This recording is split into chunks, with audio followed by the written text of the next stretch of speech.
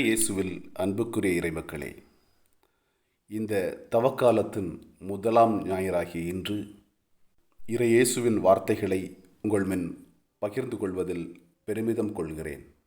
இந்த தவக்காலம் முழுமையும் நம்முடைய பாவங்களை, பாவச் செயல்களை, பாவ சிந்தனைகளை நாம் உணர்ந்து கொண்டு அவற்றிலிருந்து விடுபட்டு ஒரு உண்மை கிறிஸ்தவனாக வாழ்வதற்கு வழி செய்வதற்கு வேண்டிய வரங்களை நமக்கு அருள வேண்டும் என்ற சிந்தனையோடு இந்த தவக்காலத்தை முன்னெடுப்போம்.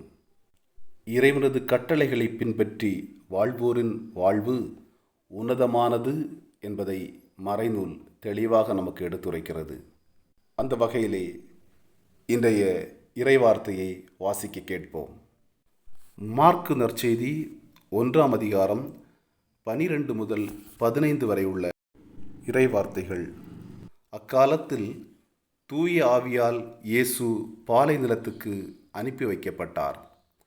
பாலை நிலத்தில் அவர் 40 நாள் நோன்பிருந்தார். அப்போது சாத்தானால் சோதிக்கப்பட்டார். அங்கு காட்டு விலங்குகளிடையே இருந்தார். வானதூதர் அவருக்கு பணிவிடை செய்தனர். யோவான் கைது செய்யப்பட்ட பின் கடவுளின் நற்செய்தியை பறைசாற்றி கொண்டே இயேசு கலிலேயாவிற்கு வந்தார். காலம் நிறைவேறிவிட்டது, இறையாட்சி நெருங்கிவிட்டது, மனம் மாறி நற்செய்தியை நம்புங்கள் என்று அவர் கூறினார். ஆமீன்.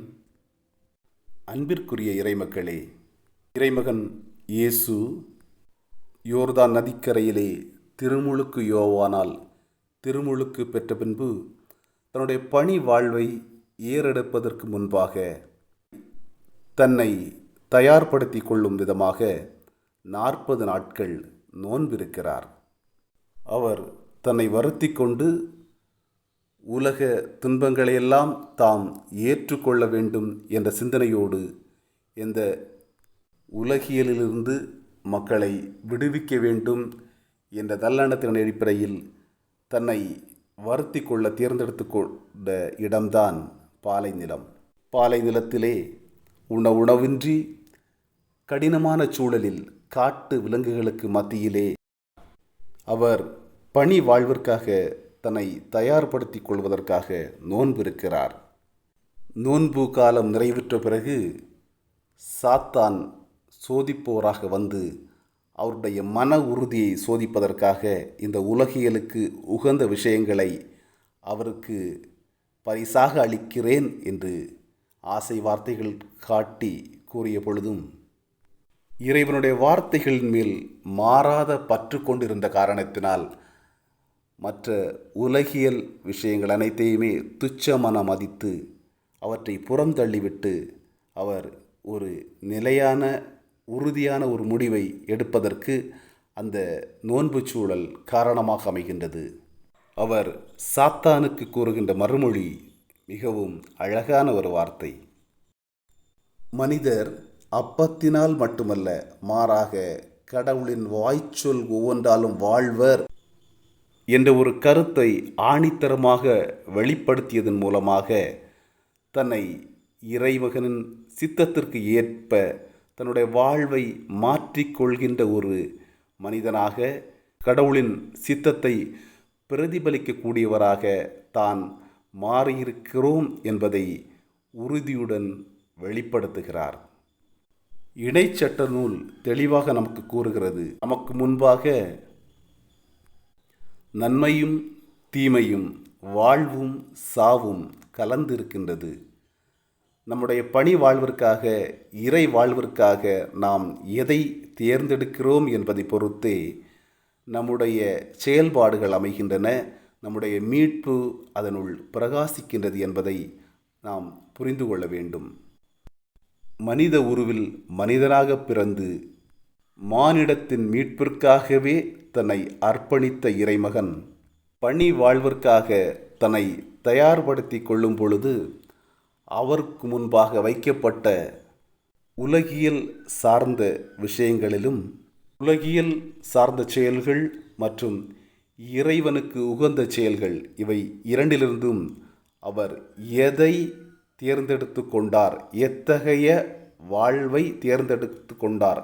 கடினமாக இருந்தாலும் அவற்றை எந்த அளவிற்கு மன உறுதியோடு பின்பற்றினார் என்பதை பொறுத்துத்தான் அவருடைய வாழ்வு, அவருடைய பணி வாழ்வு சிறப்பாக அமைந்தது. நாமும் அவரது வார்த்தைகளை மட்டுமல்ல, அவரது வாழ்க்கையையும் பின்பற்றி இறையாட்சிக்கு உகந்த ஒரு மனிதராக, இறையாட்சிக்கு சான்று பகர்பவர்களாக நம்மை மாற்றிக்கொண்டு இறைவனுக்கு உகந்த வாழ்வை வாழ வேண்டும் என்ற உறுதியோடு இந்த தவக்காலம் நமக்கு பயனுள்ளதாக அமையட்டும் என்ற ஒரு சிந்தனையோடு செயல்படுவோம்.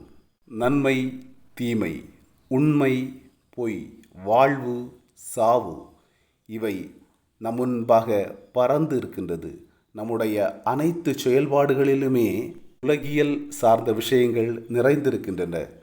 இவற்றிலிருந்து நாம் நன்மையானதையே, வாழ்வையே தேர்ந்தெடுக்க வேண்டும். வாழ்வுக்குரிய, ஆவிக்குரிய, இறைவனுக்கு உகந்த ஒரு வாழ்வு வாழ்ந்து இறைவார்த்தையை பின்பற்றி இறைவனோடு இணைந்த ஒரு வாழ்வு வாழ்வதற்காக நாம் ஆயத்தமாவோம் என்ற ஒரு உறுதியுடன் பயணிப்போம். ஜெபிப்போம். இறைமகன் இயேசுவின் நிறைவான அருள் நம் உள்ளங்களிலும் இல்லங்களிலும் இன்றும் நிறைவாக தங்கியிருப்பதாக. ஆமீன். இயேசுவுக்கே புகழ். மரியே வாழ்க.